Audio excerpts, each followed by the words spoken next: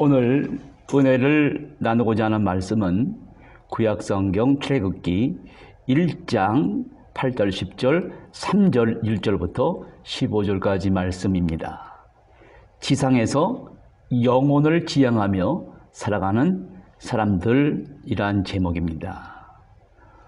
본문은 어쩌면 하나님께서 특별한 인간의 드라마를 소개합니다.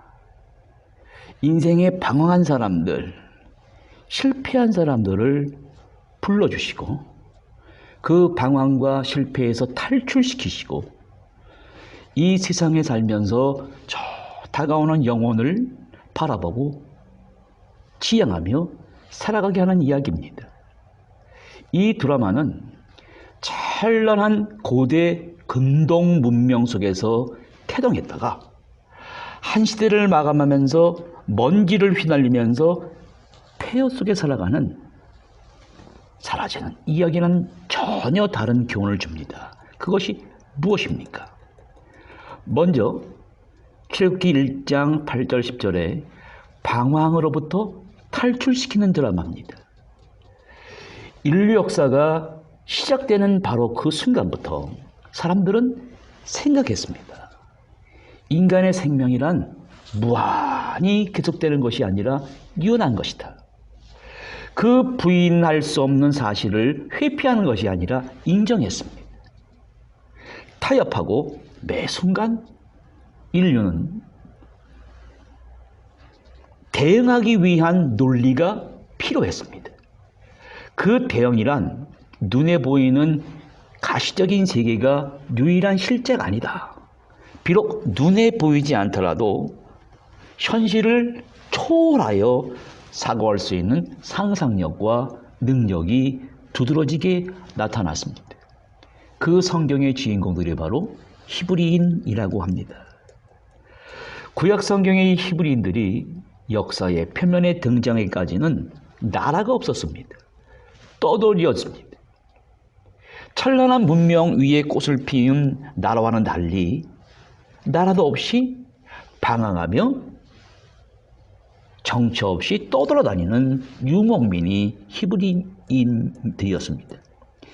이 히브리인들이 이집트의 바로 왕 밑에 무려 430년 동안 노예 생활을 했지만 그들이 섬기는 하나님 아브라함과 맺은 기약을 기억하시고 이 노예라는 운명을 벗어달라고 부르짖었습니다. 출애굽기 이야기는 방황하는 히브리인들을 이집트의 노예 생활에서 출애굽시키는 사건을 기록하고 있습니다. 문명 사회와는 다른 동떨어진 곳에서 정착 없이 떠돌아다니던 히브리인들이었지만 역사 속에서 찾아볼 수 없는 그들의 독특한 가치관과 세계관을 만들어냈습니다. 인간은 의미를 추구하는 동물이면서도 한편 쉽게 절망에 빠지는 인간의 모습을 직접 바라보면서 처음부터 암울하고 무질서해 보일지라도 인생에는 의미와 가치가 있다고 느끼는 큰 시야를 가지고 삶을 바라볼 이야기와 상상력이 필요했습니다. 그것이 바로 이스라엘의 종교를 만든 이유입니다. 이 이야기는 이스라엘의 민족의 기원이기도 하지만 오늘 21세기의 4차 산업혁명이 이룩한 고도의 우리의 문명사회도 우리가 그 속에 현실 속에 안주하려고 하고 더 많이 소유하려고 하고 이 시기와 사치로부터 벗어나지 못하고 있는 우리에게 큰 교훈을 줍니다. 가진 것으로 만족하지 않고 탐욕으로 인해 자연 환경과 질서가 파괴되고 있습니다. 결과 자연 환경은 물론 자신이 속한 생명 공동체의 면역 질서를 파괴시켜버리는 코로나 바이러스 또한 변이 바이러스에 의해 육체적, 정신적 폐허 속에서 사라져버릴 운명을 바라보게 합니다. 인간의 제한된 시각으로 보기에는 떠돌이면서 현실과 타협하며 그 경계를 넘어서지 못하는 자들이 히브리인들 같지만 하나님께서 그들을 선택하셨습니다. 방황하는 존재에서 그 방황을 그치고 탈출하게 하십니다. 오늘 그 하나님은 누구일까요? 성경에 등장하는 인물들이 무작위로 선택된 보통 사람들 같지만 하나님이 그들 자신을 선택하시고 준비된 고된 훈련과 고난을 통해 충분히 준비한 자들입니다. 이 준비된 자라는 것을 확신할 수 있는 근거는 그들이 하나님의 선택을 받은 후 성취한 업적에 있습니다. 하나님은 선택할 만한 사람을 선택하십니다. 선택받을 만한 사람들은 받을 만한 준비가 되어 있는 자로 생각과 행동이 따로 분리되어 있는 것이 아니라 일치하는 자며 그것을 행동으로 옮기는 자들입니다. 히브리인들은 어떻게 자신의 세계에서 일어나 생각을 행동으로 옮기는 자들이었을까요? 어떻게 인생을 정신세계에서 일어나는 경계선 속의 방황과 혼돈 속에서 떠돌다가 탈출하는 존재로 바뀌게 되었을까요? 출애굽기 3장의 1절 5절에 거짓된 자아를 벗어버리는 사람들의 이야기가 나옵니다. 본문의 이 주변 환경은 기원전 14세기경에 시내 반도의 미디안 지역은 그저 끝없는 사막 지역이었습니다. 모세는 더 이상 이집트 왕자도 아니고 살인자며 떠돌이, 문자 그대로 히브리인일 뿐이었습니다. 모세는 산속에서 사막에서 끝없이 펼쳐진 광야를 바라보며 양을 치는 일이 전부였습니다. 40년 동안의 사막에서 목동생을 하면서 이제 모세는 자신의 피부로 결단의 시간이 다가옴을 느꼈습니다. 출애굽기 3장 1절에 그는 광야를 지나 사막을 건너갔다 그랬습니다. 이 말의 의미는 사막을 건너가서 다시 돌아올 수 없는 지경까지 나간 거예요. 다시 말해서 그는 목숨을 내놓고 죽음의 장소라는 곳으로 나아간 것입니다. 그 장소가 바로 거룩한 산이라 불리우는 호렙산이었습니다. 과학적으로 설명할 수 없는 강력한 신비가 모세의 눈앞에 펼쳐졌습니다. 매일 바라보던 가시떨기 나무였지만 막 불이 타올라갔습니다. 불이 타고 있는데 열도 나지 않고 타는 불이 연소되어 연기도 내뿜지 않았습니다. 이 현상을 좀 더 가까이 보려고 다가가자 음성이 들렸습니다. 모세야, 모세야. 자, 성경의 이야기는 우리에게 던져지는 교훈이 무엇입니까? 단순히 인간관계에서 처세술로 성공하는 법만 가르쳐주는 것이 아닙니다. 절망 속에 살아가는 사람들에게 그 마음을 터치해 주시는 거예요. 올바른 정신적, 심리적 태도를 갖게 해서 우리로 하여금 눈에 보이는 현실 속에서 눈에 보이지 않는 초월적인 파워를 느끼며 저 미래를 향해 험한 파도가 부는 세상을 향해 적절히 처진할 수 있게 합니다. 모세가 본 불이 타오르는 가시떨기 나무는 이전에 볼 수 없었던 새로운 시선을 갖게 되었음을 의미합니다. 그 떨기나무에서 들려온 소리는 하나님의 음성이자 오직 모세에게만 들려오는 모세의 마음속 깊은 내면에 울려 퍼진 소리입니다. 그러면 모세가 이러한 음성을 그동안 듣지 못한 이유는 무엇이었습니까? 사람은 공동체가 정한 규율이나 제도나 종교가 만든 교리가 권위 있는 하나님의 목소리라고 무조건 생각하고 승복하라는 경향이 있습니다. 이집트의 찬란한 문명이 만들어 놓은 이기와 사치 속에서 하나님의 음성이 들려오지 않았습니다. 여기 모세가 들은 신비한 소리는 그런 음성이 아니에요.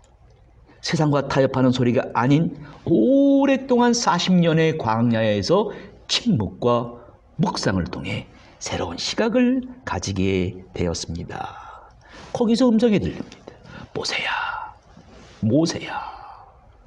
모세는 즉각 대답합니다. 내가 여기 있습니다. 여기 나는 준비되어 있습니다. 무슨 말씀이든지 하십시오. 나는 행동으로 옮기겠습니다. 그럼 여기서 하나님께서 이리로 가까우지 말라. 네가 선 곳은 거룩한 곳이다. 이 말의 의미가 무엇입니까? 하나님이 계신 곳은 성경의 지성소라고 불립니다. 아무나 하나님이 계신 곳으로 갈 수 없어요. 하늘의 저 높은 성전에는 신비한 지성소가 있습니다. 모세가 들어선 40년 동안의 미디안 사막은 하나님의 성전이 있는 성전뜰이에요. 호렙산은 성전입니다. 가시나무 떨기는 하나님과 모세가 만든 지성소입니다. 그 지성소에서 들려오는 음성을 듣기 위해서는 조건이 있습니다. 이 사회와 환경 속에서 성장한 내가 나에게 부여한 거짓된 자, 가면, 페르소나를 벗어야만 들어갈 수 있고 그 음성이 나에게 들릴 수 있습니다. 과거의 유선을 끌어안고서는 혁신을 할 수가 없는 것입니다. 사람이 왜 앞으로 나가지 못하게 될까? 과거의 유산인 거짓된 자아가 있기 때문입니다. 이 거짓된 자아의 실체에 대해 칼 융은 이렇게 말합니다. 사람은 누구나 태어나면서부터 가족의 부모를 통해 자신의 자아와 외부 세계와 접촉하는 가운데 외부의 집단 세계에 적응하는 데 필요한 여러 가지 마음과 정신의 행동 양식을 익히게 된다는 거예요. 그러기 위해서는 심리적인 기능과 사고와 감정과 직관에 지배되는 이 전형적인 태도로 규정되다 보면 사람은 반드시 정신적인 퇴행을 초래합니다. 사람의 정신적인 퇴행이 지속이 되면 마음에서 갈등과 불안이 일어납니다. 고착됩니다. 고착되어 마음이 굳어지게 되면 이어지는 현상은 좌절감과 우울증에 걸리게 됩니다. 무기력해집니다. 그러는 가운데 신경증과 정신증과 성도착증이 유발하면서 사람의 내면에 무의식 속에 깔려있던 그 갈등과 충동과 공격적 성적 충동이 나타나 인류 역사 속에 폭력과 전쟁과 강간과 요즘에 묻지마 살인 등이 나타나게 되는 것입니다. 페르소나라 불리우는 인간의 거짓된 자아는 항상 불안과 죄책감을 유발하는 요인인 죄의 실체입니다. 이러한 무서운 심리적 공포로부터 해방되기 위해 인류의 역사는 더불어 무슨 일이 시작이 됐습니까? 신화를 만들어냈습니다. 불안한 거예요. 너무너무 공포심을 잊어버릴 신적 존재를 우상을 통해 하늘의 별을 통해 찾아내기 시작했습니다. 히브리인들에게서는 그 하나님이란 존재가 그들과 함께 하셨습니다. 실패한 모세에게 있어서 하나님께서는 거짓된 자아를 벗어버려야 했습니다. 상징적으로 신발을 벗으라고 합니다. 자신도 모르게 쌓아올린 그 가면을 없애버리고 페르소나를 분해시켜 버려야 된다는 거예요. 그래야만 한 개인이 거듭날 수 있는 진정한 자신을 찾을 수 있다는 것입니다. 모세는 지금 내면에 울려 퍼지는 음성을 듣고 막 떨고 있습니다. 모세는 과학과 찬란한 이집트의 문명의 그 이성 학문을 뛰어넘는 이 신비함에 떨고 있습니다. 가면과 같은 가짜 인생을 살게 한 인격인 이 거짓된 자 페르소나를 다 벗어버리는 일이 지금 벌어지고 있습니다. 80년 동안 그토록 대면하기 원했던 하나님과 대면하고 있습니다. 모세가 하나님과 만난 곳은 특별한 장소가 아닙니다. 흔히 볼 수 있는 가시나무, 떨기나무를 통해서입니다. 신발을 바로 거기서 벗어야 되는 이유는 내가 서 있는 땅은 거룩한 땅이고 새로운 세상이란 하늘에 있는 장소가 아니라 바로 우리가 서 있는 이 장소가 하나님의 거룩한 땅이라는 것입니다. 하나님은 자신을 새로운 신으로 소개하지 않습니다. 전혀 다른 면모를 보여주십니다. 출애굽기 3장 9절 10절에 이제 가라. 이스라엘 자손의 부르짖음이 내게 달했다. 애굽 사람이 그들을 학대하는 괴롭힌 학대도 내가 보았다. 이제 내가 너를 바로에게 보내어 그들을 애굽에서 인도하여 내리라. 한마디로 이 새로운 하나님은 인간의 정신세계 속에서 당하는 고통을 하나님의 고통으로 동일시하시며 느끼는 신이십니다. 그 하나님은 모세에게 이집트 노예 생활을 하고 기본적인 욕구 충족만을 위해 살아가는 히브리인들을 해방시켜야 한다고 말씀하십니다. 히브리인들이란 현실과 타협하며 안주하는 사람들이 아닙니다. 그 현실과 타협의 경계를 허물고 거룩한 곳으로 나아가는 사람들입니다. 바로 그곳 하나님과 나만의 지성소에서 내가 신고 있는 신발을 벗으라는 음성을 들어야 합니다. 오늘 하나님은 동일하게 과학 문명의 현실에 안주하려는 경계를 허물라고 하십니다. 우리가 신고 있는 신발, 과거의 유산인 가면, 페르소나를 벗으라는 음성을 우리에게 들려주십니다. 모세가 먼저 그 가면을 벗고 그 고통 속에서 벗어나듯이 오늘도 우리가 죄 가운데서 거짓된 자아 속에서 무지 속에서 살아가는 자신을 벗어나게 하십니다. 내 백성을 끌어내기 위해서는 나 자신부터 그땐 자아에서 끌어내야 된다는 것입니다.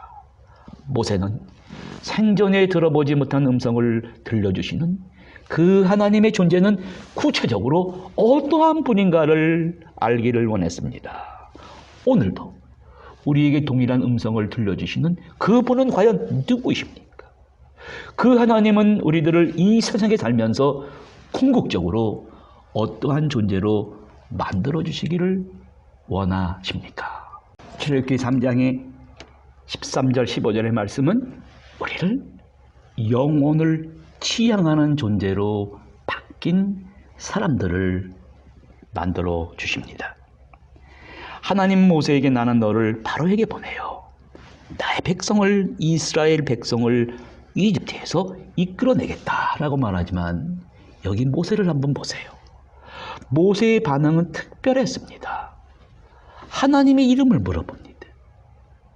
이러한 질문이 나오는 이유는 인류 역사가 만들어낸 매 시대의 신화는 인간의 삶의 이론에 대한 것이 아니라 인간의 체험에 관한 것이었습니다.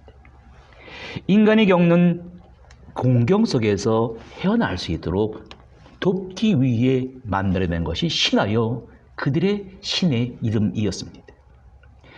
당시의 메소포타미아인들에게도 이집트인들에게도 그들이 만들어낸 신의 이름이 있었습니다.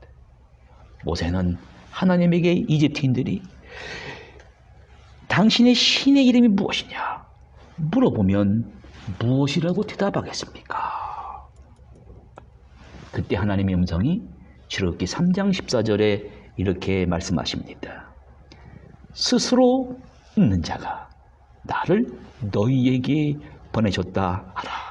이 말의 정확한 의미는 나는 존재하는 그 존재이지 다른 존재의 개념으로 설명할 수 없다는 말이에요. 현상과 실체가 일치하는 존재라는 거예요. 과거에도 있었고 현재에도 있었고 미래에도 있을 그 존재 자체이시라는 것입니다. 그러나 모세가 알고 있는 신들의 이름은 무엇입니까? 현상과 실체가 이상과 현실이 따로따로 분리된 존재들이었습니다. 이 사람들도 삶과 죽음이 무엇인지를 아는 사람들이었어요. 죽음이 막 두려웠습니다. 질병에 걸리는 것이 무섭습니다. 그래서 죽음을 두려우면서 한 일이 내가 비록 죽지만 다시 태어날 것이다 라는 생각을 해서 거대한 피라밋을 쌓습니다. 돌을 쌓아 올립니다. 죽은 사람을 산 사람과 함께 묻었습니다. 왜? 다시 태어날 것을 믿었기 때문입니다. 이런 일이 왜 벌어집니까? 죽음이 무서운 거예요. 캄캄한 거예요.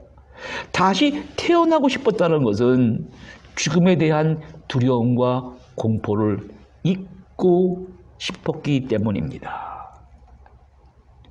그들은 하늘의 태양을 바라보며 우주의 별들을 바라보며 지진과 벼락과 천둥 소리를 들으면서 그들의 공포심을 경감할 신을 찾았습니다. 그들이 만들어낸 바알 신화, 이집트의 신은 두려움을 면하고자 했습니다. 그러나 모세가 대면한 하나님과 히브리인들의 종교는 전혀 다릅니다. 이 히브리인들의 하나님은 전혀 다른 존재로 소개하고 있습니다. 여행을 떠나면서 자신이 어디로 향하는지 모르는 사람은 없습니다. 우리는 보통 목적지를 정하고 그곳으로 향하는 지름길을 찾습니다. 그러나 대개 영웅이라 불리는 사람은 남들이 가본 적이 없는 길을 선택합니다. 지도에도 없고 가본 사람도 없고 조언도 들을 수가 없습니다. 에브라함 링컨이나 에디슨이나 위대한 예술가들, 작곡가들은 처음부터 만들어진 영웅들이 아니었습니다. 그들이 노력과 실패를 하고 그 실패의 한 발짝, 그 실패의 한 발짝이 새로운 길이 됐습니다. 모세나 예수 그리스도도 마찬가지입니다. 이분들의 공통점은 이루어질 수 없는 부정적인 감정으로 설명되는 불안감, 초조함, 질시, 외로움, 우울증, 이 경계성, 애매모호함 같은 부정적인 생각이 늘 정신의 세계에서 작용했지만 그걸 수용하는 거예요. 그걸 받아들이는 거예요. 그걸 받아들여서 자신이 꿈꾸는 미래의 굳건한 발판으로 능력으로 만들었다는 데 있습니다. 어떻게 이러한 일이 가능할까요? 누구나 삶에서 흔히 마주치는 상처와 고통과 아픔과 모순들은 사람들이 기존의 질서 안에서 쉽게 해결하려는 유혹을 뿌리치고 삶 속에 이미 존재하고 있던 혼돈을 있는 그대로 자신의 일부로 가져가는 태도를 갖는다는 것입니다.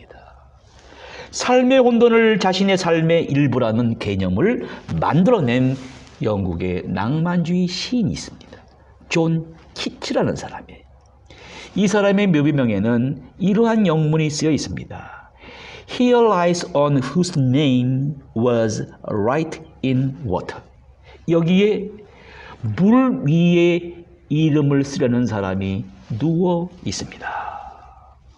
이 말의 뜻은 모든 사람들이 참을성이 없어요. 조급한 사람처럼 구는 것이 아니라 불확실하고 신비스럽고 위험스러운 상태에 의연하게 거하는 능력을 가져야 된다는 것입니다. 삶은 우리가 경험하는 것에 대한 질문을 끝없이 발굴하고 그 질문과 함께 살아야 된다는 거예요. 스스로 찾고 질문하는 사람만이 답을 찾을 수 있게 되었습니다. 인간이 알 수 없는 미지 세계를 상상하는 것이 과학을 움직이는 원동력이 됐듯이 부정적인 요소를 수용할 수 있는 능력을 소유하는 사람에게는 신비로운 다른 축복의 세계가 환하게 열리게 됩니다. 왜 신비로운 축복의 세계가 열리게 하기 위해 이 힘든 능력을 얻어야 되는 것입니까? 융이란 사람에 의하면 인간의 정신세계는 극과 극의 세계가 있다는 거예요. 비천한 종의 의식과 고귀한 주인의 모습을 지닌 신적 속성을 가진다는 것입니다. 진정한 자기를 발견하려면 이 고귀한 주인의 모습과 비천한 종의 모습의 극과 극의 양극의 일치를 가져와야 되는데, 사람이 이 두 가지 의식이 만나면 서로 분열되고 서로 충돌하고 서로 튀어버린다는 것입니다.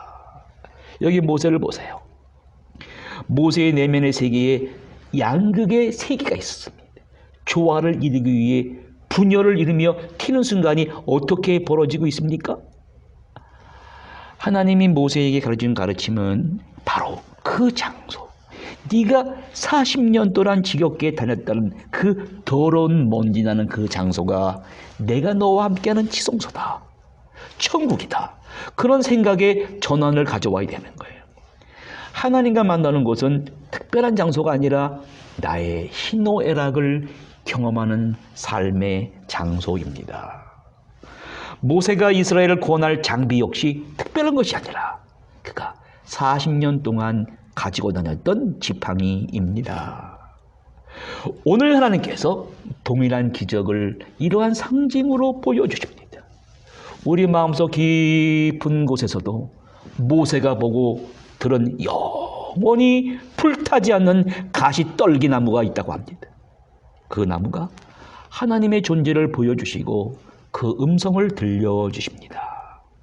모세에게 나타나신 그 동일하신 하나님은 오늘도 동일하게 영원히 불타지 않는 가시떨기나무를 준비하시고 우리를 조용한 곳에서 기다리고 계십니다. 그러나 더 이상 불타는 가시떨기나무가 아닙니다. 그 영원하신 하나님의 속성을 직접 보여주시기 위해 몸을 입으시고 우리에게 오셔서 스스로 있는 자의 하나님의 모습을 어떻게 나타내셨습니까? 나는 세상의 빛이라. 나는 양들을 위하여 목숨을 버리노라. 나는 이리가 오면 도망치는 싹군 목자가 아니라 너의 상한 마음, 피폐된 정신세계를 고치기 위해 가시면류관을 쓰고 나무에 매달려 너희를 위하여 생명의 피를 흘린다. 그 몸은 생명의 떡이요 그 피는 생명의 피라. 이 떡과 잔을 먹고 마시는 자마다 영원히 살리라. 인간의 문명은 계속 발전을 거듭한다 할지라도 인간의 본성은 예나 지금이나 변하지 않습니다. 그것을 알 수 있는 사실은 우리와는 전혀 판이하게 다른 저 오랜 옛날에 히브리 사회에서 만들어진 이야기가 오늘 우리의 가장 본질적인 두려움과 욕망에 더 가까이 다가오며 모세가 직접 들은 그 음성을 친근하게 전해주고 있어요. 우리의 상한 마음과 정신세계를 정화시키고 있습니다. 인간은 결코 현실과 타협하는 존재가 아니라 초월하여 앞으로 나아가고 두려움과 욕망의 경계를 뛰어넘어 앞으로 나아가게 합니다. 이 이야기는 삶의 의미를 깨우쳐 주었을 뿐만이 아니라 결코 가까이 하지 못했을 인간의 정신 영역을 밝히 드러내 주었습니다. 그 정신의 영역은 결국은 자연환경의 파괴와 면역력의 파괴로 나타난 코로나 바이러스이 사라져 없어질 운명에 대한 절망감과 죽음의 직면에 있다 할지라도 영적인 기쁨과 환희를 불러일으키게 합니다. 사도 바울이 말합니다. 너희 안에 마음속에 이 마음을 품으라. 예수 그리스도의 마음을 품고 앞으로 나아가라고 했습니다.